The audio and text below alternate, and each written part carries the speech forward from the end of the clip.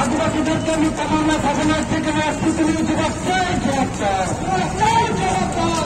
আমদানি লোকাবাড়ি আদিবাসীদের উপর বিকাণ্ডে দুষ্কৃতীদের আপনার গ্রেপ্তার করে আইনের জন্য রাজনীতি যুবক।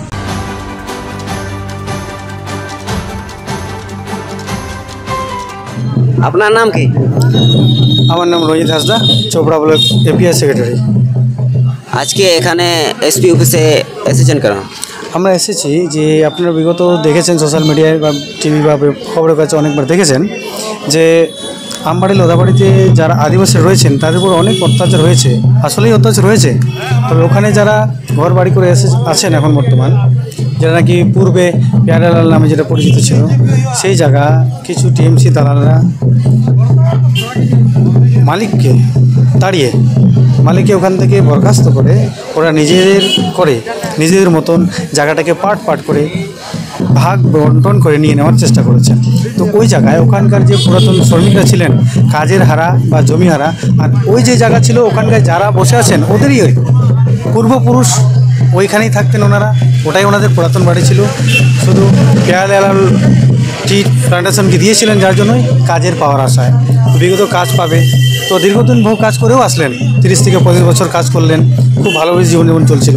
কিন্তু কিছু ওই দুষ্কৃতী ওই জমির উপর নজর পড়াতে ওই জমিকে হড়প করার জন্য মালিককে তাড়িয়ে ওরা পাট করে নিয়ে সেই জায়গাটাকে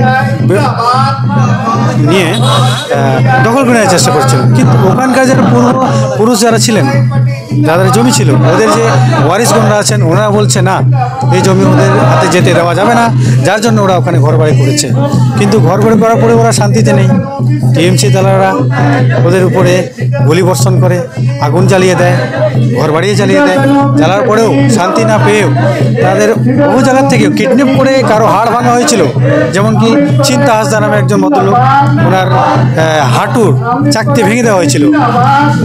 ওদেরকে আবার মেরে পিটে ভালো মতন করে আবার ওদেরকে থানায় পৌঁছে দেওয়া হয়। থানারাও প্রশাসন জানে যে কারা এই কাণ্ড করছে, এই আদিবাসীদেরকে কিডন্যাপ কারা করছে, এবং তবুও তাদেরকে ধরছে না। কেস চিহ্নিত করে কেস করা হচ্ছে, তাও তাদের ধরা হচ্ছে না। তো এখানকার আদিবাসী সুরক্ষিত নেই, এটাই আমরা বলবো।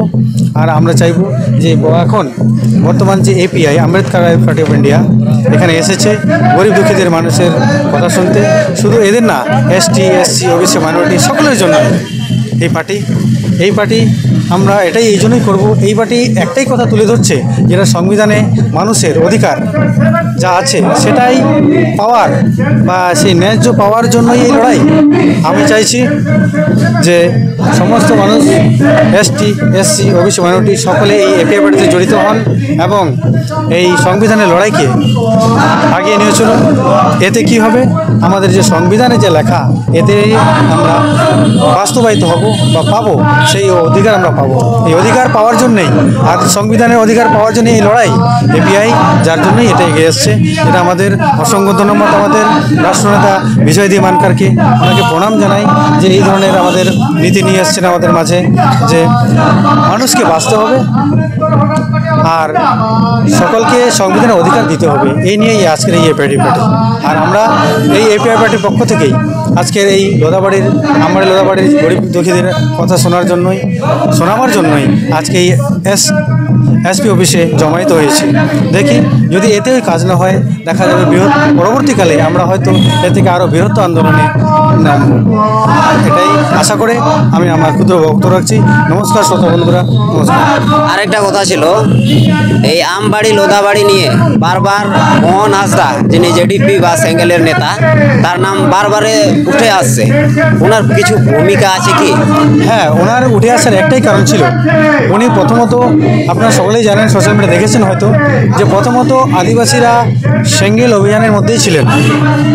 তারা জানেন যে সেঙ্গেল অভিযানই একমাত্র পার্টি যার রাষ্ট্রনেতা হচ্ছেন আমাদের শালখান মুর্মু, যাকে নাকি জীবিত দেবতা বলে মানা হয়েছিল।